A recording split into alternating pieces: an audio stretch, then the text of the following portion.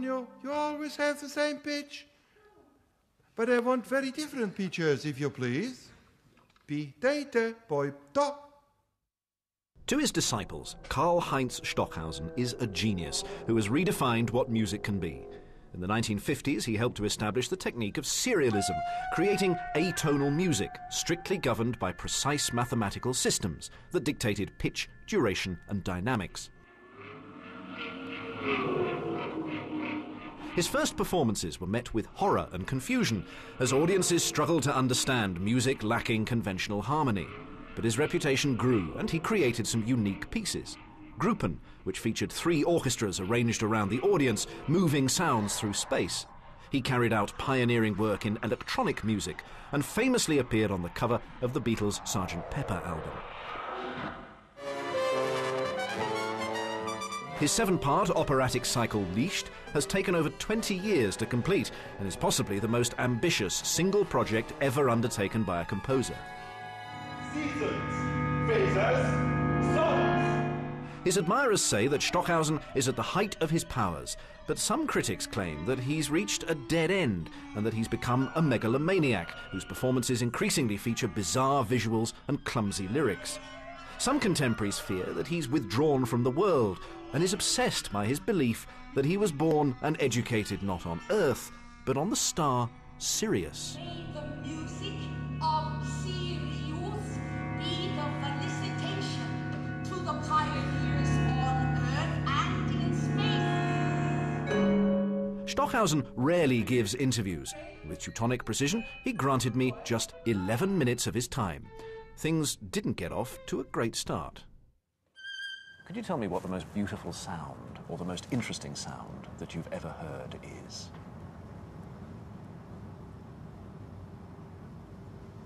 No. So what do you think about melody? Do you hum tunes like we all Absolutely. do? Do you I whistle a lot. What do you whistle? Well, the melodies that I write. Your own stuff? Yes. Do you like to whistle anyone else, a sort of Mozart or Bach or people? Or?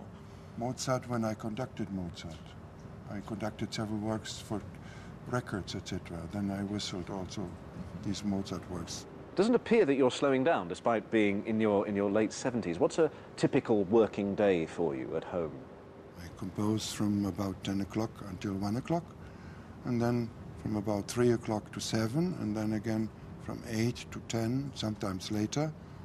And I write at the table, or half of my life I have spent in a studio for electronic music, and I produced the sounds, and during the night I would make the sketches for the next morning every night. Do things come to you in dreams in the night as well? I know that... Many times. Yes? I mean, the Helicopter Quartet, I think, I have was dreamt a dream. quite a few works completely in a dream, but not all the notes, but just how it was performed.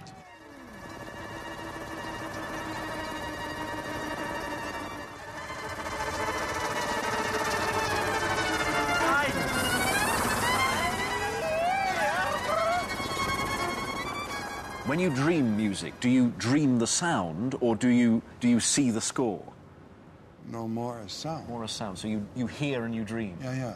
So, like we say, do you dream in colour? Actually, you're dreaming in octaves, Yeah, but in I melodies. said also the performance is an experience of the dream.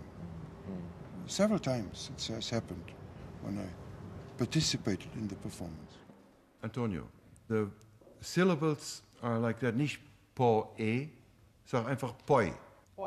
Poi. Also pi, te, te, poi, to.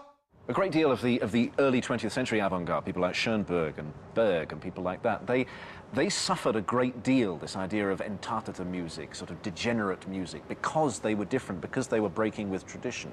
I mean, presumably you've been treated much better than that as a revolutionary, haven't you? What happened to my work since 1951 was comparable to what happened to the Viennese school.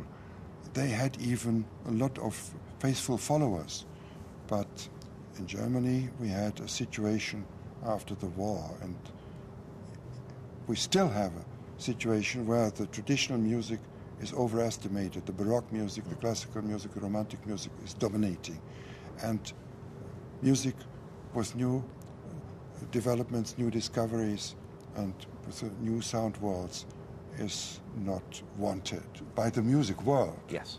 But there are a lot of music lovers and connoisseurs who study my music, and that is enough. And consequently, it's had an influence on everyone. I mean, it's had an influence not only on classical, but also on popular as well. I mean, are you aware how your influence has spread? No, that came later. Really? The popular influence came only in the last 20 years or so, that also the pop musicians became very interested in the sound world that I produced in my works. Are you aware of their interest? Do you help them? Yeah, they write me all the time and send their recordings, etc.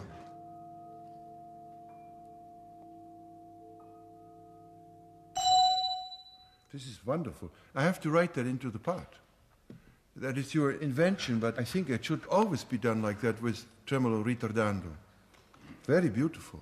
When you respond to tradition like you do, and you revolutionize it and you tear it all up, are you doing that because you hate the tradition, or just because you want to do something new?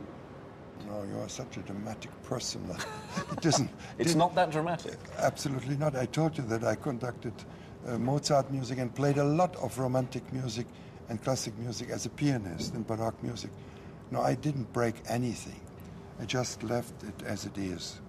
But I added a lot of new works, over 300 works, and there's enough to study now for centuries to add this to the traditional music. So there's never something like that among artists that they break each other's work. That is respectless, and I don't like that at all. In your sound world, is the music about anything else? Is it describing something, or is it just about itself? I hope so. Okay, let's change. Thank you very much indeed.